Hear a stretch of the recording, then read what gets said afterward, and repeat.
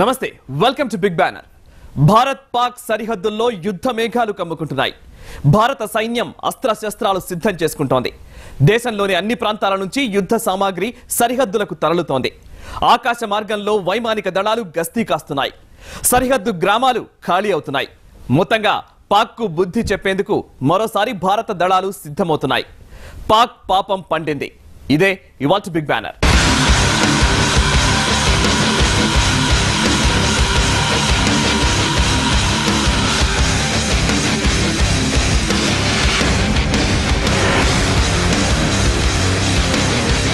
ఒకటి రెండు కాదు, వందల సంఖ్యలో కాల్పుల ఉల్లంఘనలు, అదే సంఖ్యలో చొరబాట్లు, ఆక్రమణలు, కవ్వింపులు, 4 సార్లు యుద్ధాలు. ఎన్నిసార్లు వక్రబుద్ధి ప్రదర్శించినా భారత్ చేతిలో చావు దెబ్బతిన్నది పాకిస్తాన్. అయినా మారలేదు. ఎన్నిసార్లు తోకముడిచినా గుణపాఠం నేర్వలేదు. సర్జికల్ దాడులతో సమాధానం చెప్పినా బుద్ధి మార్చుకోలేదు. మళ్లీ కయ్యానికి కాలు దువ్వుతోంది. 48 గంటల్లో 5 సార్లు కాల్పులకు తెగబడింది పాకిస్తాన్. మరి దీనికి సమాధానం చెప్పాలి కదా. అందుకే భారత జవాన్లు సమరానికి సిద్ధమవుతున్నారు.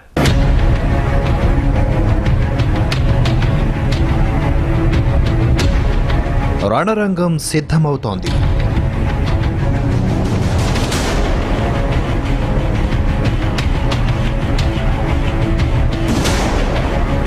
సర్జికల్ దాడులతో భారత్ తొలి హెచ్చరిక.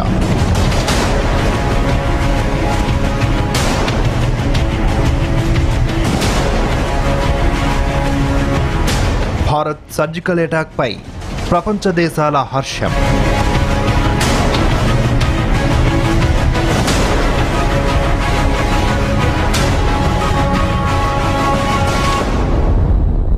మింగలేక కక్కలేక ఆపసోపాలు పడుతున్న పాక్.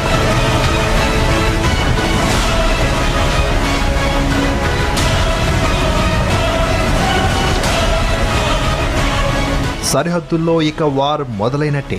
ఓరీ ఘటన తరువాత వారం రోజుల పాటు దాయాదితో దౌత్య యుద్ధం చేసిన భారత్ ఇప్పుడు నేరుగా ఉగ్రవాద శిబిరాలపై దాడి చేసింది. ఓ రకంగా పాకిస్తాన్ యుద్ధాన్ని మొదలు పెడితే మళ్లీ యుద్ధం మాట ఎత్తకుండా చేసేందుకు శత్రు దేశంపై ముప్పేట దాడికి సిద్ధమైంది భారత్. ఓరీ ఘటనతో ఆగ్రహంతో రగిలిపోతున్న భారత సైన్యం పీఓకేలో సర్జికల్ స్ట్రైక్స్ విజయవంతంగా పూర్తి చేసింది.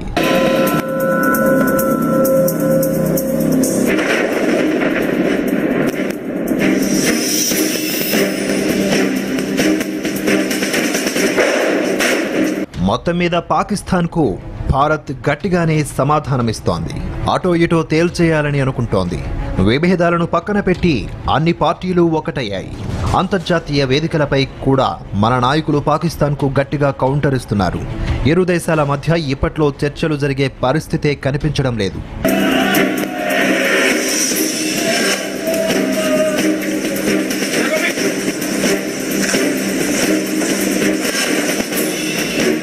భారత్ నిర్వహించిన సర్జికల్ అటాక్ పై ఓవైపు ప్రపంచ దేశాలు ఐరాస నుంచి ప్రశంసలు వెల్లువెత్తుతున్నాయి. ఎక్కడా కాల్పుల ఉల్లంఘనలకు పాల్పడకుండా, హద్దులు మీరకుండా పొంచి ఉన్న శత్రువుకు గట్టిగా సమాధానం చెప్పింది భారత్. మన ఆర్మీ ఏకంగా 8 ఉగ్రవాద శిబిరాలను ధ్వంసం చేసి 40 మంది ఉగ్రవాదులని హతమార్చి సేఫ్గా తిరిగొచ్చేసింది.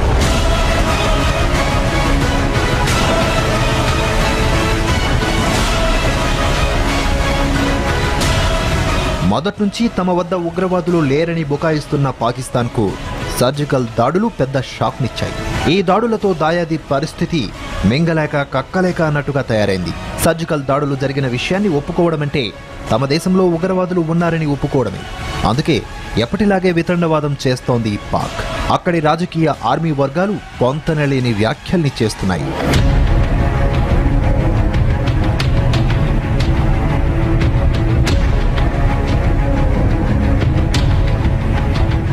సర్జికల్ దాడులతో కడుపు రగిలిపోతున్న పాక్ ఇప్పుడు వరుసగా కాల్పుల ఉల్లంఘనలకు పాల్పడుతోంది.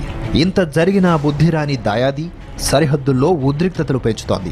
ఓవైపు పాక్కు భారత్ ధీటైన జవాబు ఇస్తున్న వేళ పాక్ మరోసారి దుస్సాహసం చేసింది. ప్రపంచ దేశాలు భారత్ సర్జికల్ అటాక్ను ప్రశంసిస్తూ పాక్ దుర్నీతిని ఎండగడుతున్న వేళ పాక్ బలగాలు మరోసారి కాల్పుల విరమణ ఒప్పందాన్ని ఉల్లంఘించి భారత్ను రెచ్చగొట్టే ప్రయత్నాలు చేశాయి.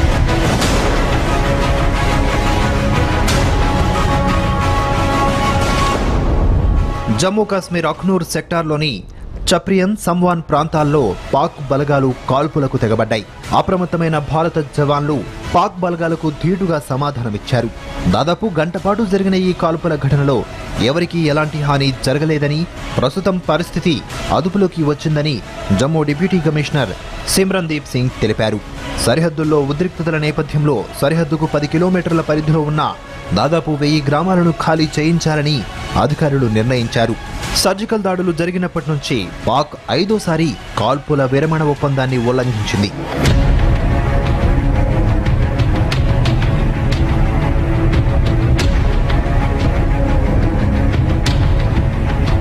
ఓవైపు దౌత్య యుద్ధం చేస్తూనే సరిహద్దుల్లో రణరంగానికి గ్రౌండ్ ప్రిపేర్ చేస్తోంది.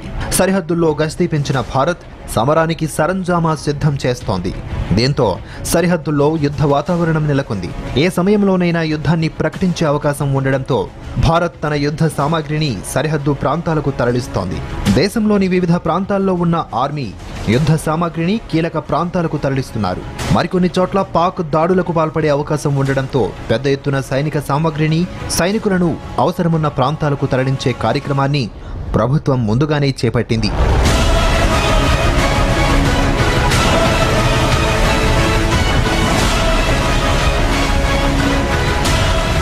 మరోవైపు ఇరు దేశాల మధ్య ఎప్పటికిప్పుడు యుద్ధం వచ్చినా భారత్దే పైచేయి అవుతుందని సర్వేలు చెబుతున్నాయి. ఇరు దేశాల సైనిక, ఆయుధ సంపత్తి వివరాలను అమెరికా గూఢచార సంస్థ CIA వెల్లడించింది. సైనిక సంపత్తి విషయంలో భారత్ ప్రపంచంలోనే టాప్ పొజిషన్లో ఉంది. మన సైన్యం ముందు పాక్ బలాలు దిగదుడిపే. భారత సైన్యం వద్ద అత్యాధునిక ఆయుధాలున్నాయి. పాక్ అంత సీన్ లేదు. భారత్లోని టార్గెట్లను సెలెక్ట్ చేసుకున్నామని పాక్ సైన్యం వారు క్రితమే గొప్పలు చెప్పుకున్నా అవి మీడియాలో వార్తలకే పరిమితం అయ్యాయి.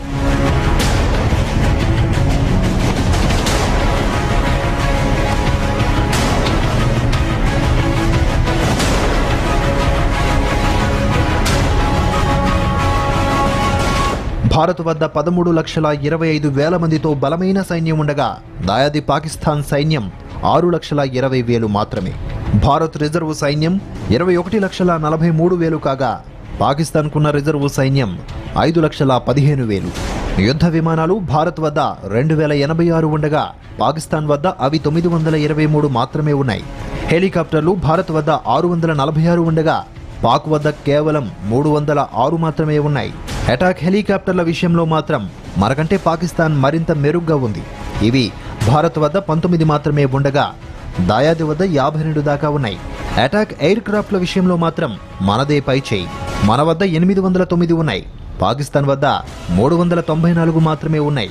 ఫైటర్ ఎయిర్ క్రాఫ్ట్లు భారత్ వద్ద 679, పాక్ వద్ద 304 ఉన్నాయి. ట్రాన్స్పోర్ట్ ఎయిర్ క్రాఫ్ట్లు మన వద్ద 857 ఉండగా శత్రుదేశం వద్ద 261 ఉన్నాయి. యుద్ధ ట్యాంకుల విషయంలోనూ దాయాది కంటే మనదే పై చేయి. మన వద్ద అవి 6,464 ఉండగా పాక్ వద్ద 2,924 మాత్రమే ఉన్నాయి.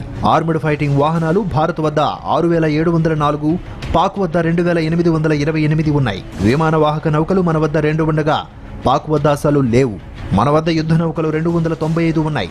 పాక్ వద్ద 197 ఉన్నాయి. జలాంతర్గాములు భారత్ వద్ద 14 ఉండగా పాకిస్తాన్ వద్ద 5 ఉన్నాయి.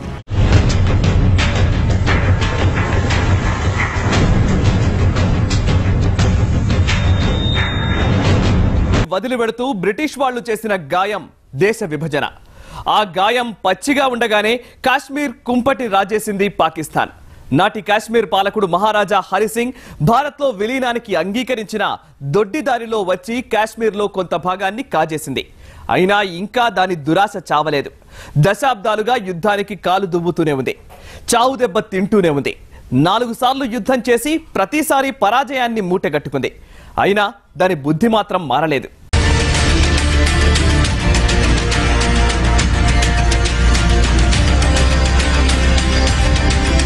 దొంగచాటుగా భారతదేశంలో చొరబడి ఉగ్రవాద చర్యలకు పాల్పడడం పాక్కు గన్తో పెట్టిన విద్య.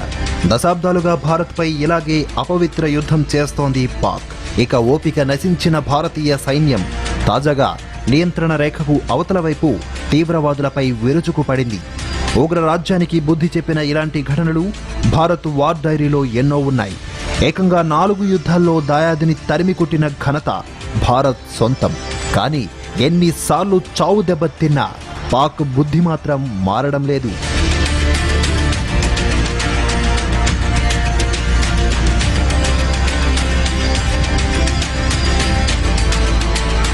1947 ఆగస్టు 15న స్వాతంత్ర్యం వచ్చిన తరువాత ఆ సంతోషాన్ని భారతీయులు పూర్తిగా అనుభవించకముందే కొత్తగా ఏర్పడిన పాకిస్తాన్ వక్ర బుద్ధిని ప్రదర్శించింది.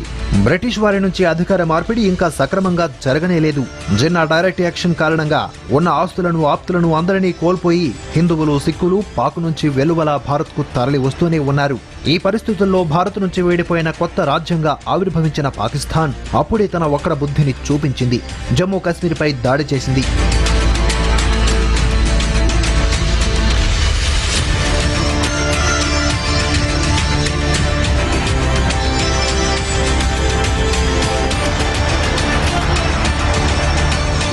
నాడు జమ్మూ కాశ్మీర్ స్వతంత్ర రాజ్యం. మహారాజా హరిసింగ్ కశ్మీర్ పాలకుడు. రాజు హిందువు, ప్రజల్లో అత్యధికులు ముస్లింలు. మొదట ఏ దేశంలోనూ చేరకుండా స్వతంత్రంగా ఉండాలని భావించాడు. కానీ భారతదేశంలో కలిసిపోతాడని పాకిస్తాన్కు అనుమానం వచ్చింది. దీంతో బలవంతంగా కశ్మీర్ను కలుపుకోవాలనే లక్ష్యంతో పాకిస్తాన్ సైన్యం గిరిజనుల ముసుగులో దాడికి దిగింది. ఈ దాడిని తిప్పికొట్టలేక కశ్మీర్ మహారాజు తన రాజ్యాన్ని భారతదేశంలో కలిపివేస్తూ అంగీకార పత్రంపై సంతకం చేశాడు.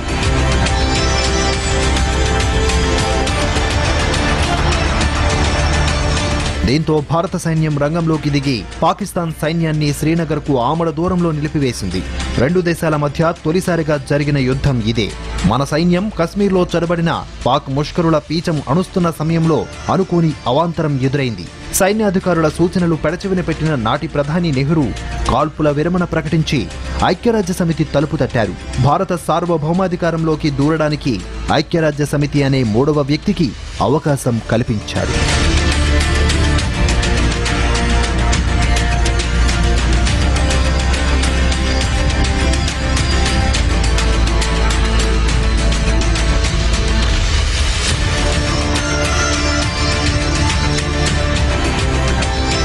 ఈ చారిత్రక తప్పిదంతో జమ్మూ కాశ్మీర్లో 3/2 భూభాగాన్ని భారత్ కోల్పోవాల్సి వచ్చింది. లేదంటే మన వీర జవాన్లు ముష్కరుల్ని సరిహద్దులు దాటించేవారు. కానీ అప్పటికే జరగాల్సిన నష్టం జరిగిపోయింది. కశ్మీర్ పశ్చిమ ప్రాంతం గిల్గిట్ బాల్టిస్తాన్లను పాకిస్తాన్ ఆక్రమించేసింది. దీన్నే ఇప్పుడు పాక్ ఆక్రమిత కశ్మీర్గా పిలుస్తున్నారు. కశ్మీర్లో నియంత్రణ రేఖ రెండు దేశాల మధ్య తాత్కాలిక సరిహద్దు అయింది. ఓ చారిత్రక తప్పిదం కారణంగా కశ్మీర్ భూభాగం నేటికి పాకిస్తాన్ అధీనంలో ఉండటమే కాక రావణ కాష్టంలా రగులుతూనే ఉంది.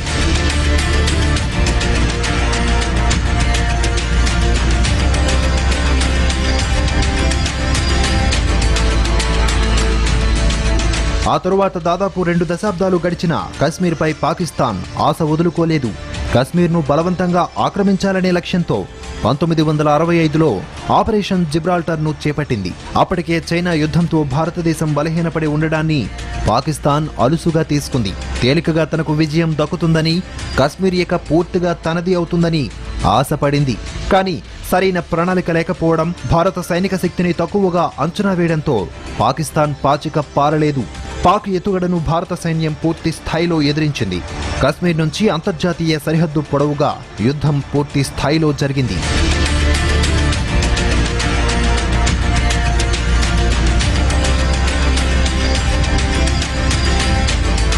నాటి ప్రధాని లాల్ బహదూర్ శాస్త్రి జై కిసాన్ జై జవాన్ నినాదంతో గట్టి పట్టుదలతో వ్యవహరించి పాకిస్తాన్ ఎత్తులను చెత్తు చేశారు. 1947-48 తరువాత వాయువ్య సరిహద్దులో నిర్వహించిన అతిపెద్ద సైనిక చర్య ఇది. 17 రోజులు జరిగిన ఈ యుద్ధంలో పాకిస్తాన్ శక్తి హరించుకుపోయి రాజీకి సిద్ధపడింది. అమెరికా రష్యాల ఒత్తిడి, ఐక్యరాజ్య సమితి మధ్యవర్తిత్వంతో యుద్ధం ముగిసింది. నాడు శాస్త్రీజీ రణరంగంలో విజయం సాధించిన దౌత్యరంగంలో విజయం సాధించలేకపోయింది మన నాయకత్వం. చివరకు చర్చలకు రష్యా వెళ్లి దేశం కాని దేశంలో తాష్కెంట్లో శాస్త్రీజీ ప్రాణాన్ని సైతం కోల్పోవలసి వచ్చింది.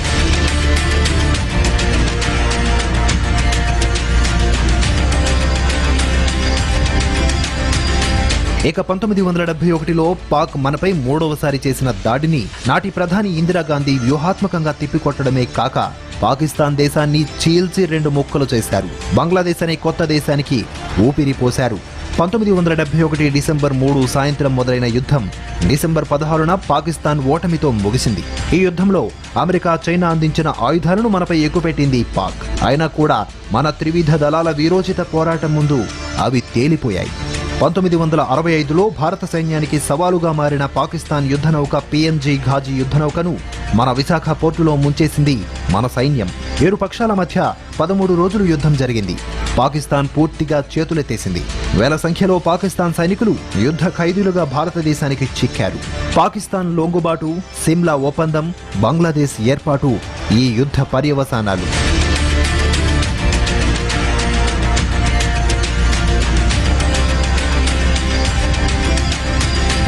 1984లో పాక్ మరోసారి కయ్యానికి కాలుదువ్వి భంగపడింది. ఉగ్రరాజ్యం కశ్మీర్లోని ఎంతో ఎత్తైన, పూర్తిగా మంచుతో నిండి ఉండే సియాచిన్ గ్లేషియర్పై ఆధిపత్యం కోసం ప్రయత్నించింది. అయితే ఆపరేషన్ మేఘదూత్ ద్వారా సియాచిన్పై భారతదేశం పట్టు సంపాదించింది. అక్కడ తన సైనిక కాపలా పెట్టింది. పాకిస్తాన్, చైనా, భారత్ సరిహద్దుల్లో ఉన్న ఈ వ్యూహాత్మక స్థావరం నుంచి భారతీయ సైన్యాన్ని తప్పించడానికి ఆ తర్వాత పాకిస్తాన్ ఎన్నోసార్లు కాల్పులకు దిగింది. అయినప్పటికీ ఫలితం లేకపోయింది. భారత సైనిక శక్తి ప్రపంచానికి చాటిన యుద్ధం కార్గిల్ వార్. మంచు కొండల్లో మనవాళ్ల పోరాట పటిమ అనన్య సామాన్యం. మంచులోనూ పాక్ సైన్యానికి ముచ్చెమటలు పట్టించి సరిహద్దులు దాటించారు మన వీర జవాన్లు. దొడ్డిదారిలో దురాక్రమణకు దిగిన దాయాది పీచమణిచిన గ్రేట్ వారధి.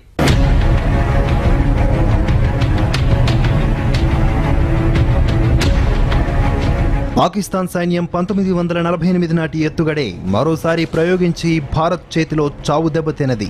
1999లో చొరబాటుదారుల ముసుగులో పాక్ సైనికులు జమ్మూ కాశ్మీర్లోని కార్గిల్ ప్రాంతంలోని ఎత్తైన పర్వత శ్రేణులను ఆక్రమించారు. అప్పటి భారత ప్రధాని వాజ్పేయి, పాకిస్తాన్ ప్రధాని నవాజ్ షరీఫ్ లాహోర్ ఒప్పందాన్ని కుదుర్చుకోవడాన్ని సహించలేని పాకిస్తాన్ సైన్యం జనరల్ ముషారఫ్ సారథ్యంలో కార్గిల్ యుద్ధానికి ఒడిగట్టింది. ఈ చొరబాట్లను చాలా ఆలస్యంగా భారతీయ సైన్యం పసిగట్టింది.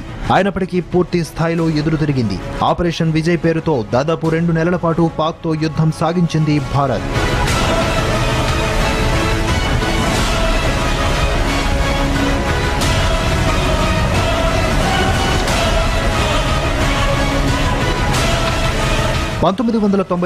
మే 8న కార్గిల్ యుద్ధం ప్రారంభమైంది. మన దేశంలోని లడఖ్, ఇతర సరిహద్దుల వద్ద ఉన్న వాస్తవాధీన రేఖను దాటి పాకిస్తాన్ సైన్యం మన దేశంలోకి ప్రవేశించింది.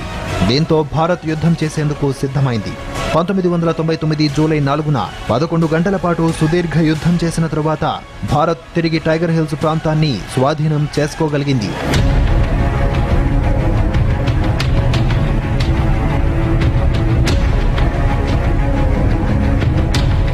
జూలై 5 తర్వాత శ్రీనగర్ తూర్పు ప్రాంతమైన ద్రాస్ భారత సైన్యం ఆధీనంలోకి వచ్చింది. కాగా అప్పటి అమెరికా అధ్యక్షుడు బిల్ క్లింటన్తో సమావేశమైన తరువాత పాకిస్తాన్ ప్రధాని నవాజ్ షరీఫ్ తమ సైన్యాన్ని వెనక్కి రావాల్సిందిగా ఆదేశించారు. తరువాత జూలై 26న భారత ప్రధాని అటల్ బిహారీ వాజ్పేయి ఆపరేషన్ విజయ్ విజయవంతమైందని ప్రకటించారు. పాకిస్తాన్ దళాలు మన దేశంలో ఆక్రమించిన ప్రాంతాల నుంచి వెనుదిరిగాయని సైన్యాధికారులు వెల్లడించారు.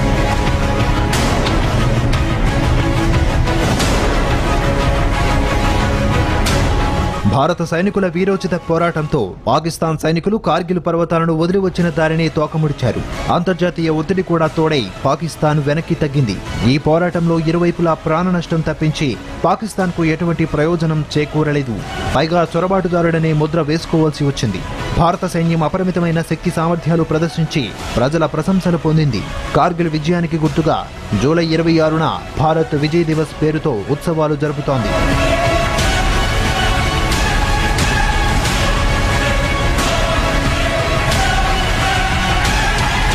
కార్గిల్ వార్ కార్గిల్లోని భారత శిబిరాన్ని స్వాధీనం చేసుకోవడానికే పరిమితమైన యుద్ధం.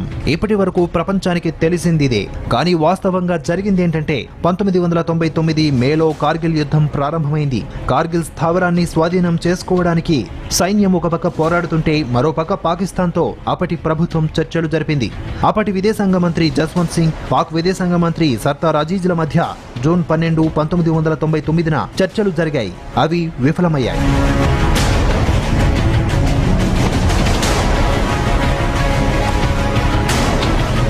దీంతో వాతావరణం ఒక్కసారిగా వేడెక్కింది. పాక్ వైమానిక స్థావరాలపై దాడులకు సిద్ధంగా ఉండాలని ఇండియన్ ఎయిర్ ఫోర్స్ కు ఆదేశాలు అందాయి. అందుకు అన్ని సన్నాహాలు పూర్తయ్యాయి. భారత పైలట్లకు పాకిస్తాన్ కరెన్సీని అందించేందుకు కూడా ఏర్పాట్లు జరిగాయి.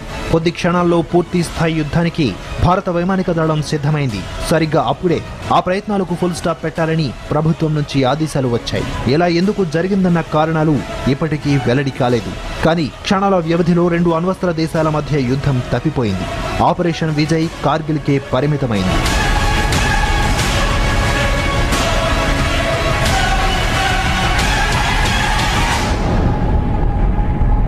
నాడు శిశుపాలుడు 100 తప్పులు చేసే వరకు శ్రీకృష్ణుడు ఓపిక వహించాడు. కానీ నేడు దాయాది వేలల్లో తప్పులు చేసినా ఓపికగా నిరీక్షించింది భారత్. ఎన్నో నెత్తుటి గాయాల్ని భరించింది. ఇక ఓపిక పట్టి లాభం లేదు. పాకిస్తాన్ పాపం పండింది. బుద్ధి చెప్పాల్సిన టైం వచ్చింది. ఇది ఇవాల్టి బిగ్ బ్యానర్. మరో అంశంతో మళ్ళీ కలుద్దాం. చూస్తూనే ఉండండి భారత్ టుడే. దేశం కోసం, ధర్మం కోసం.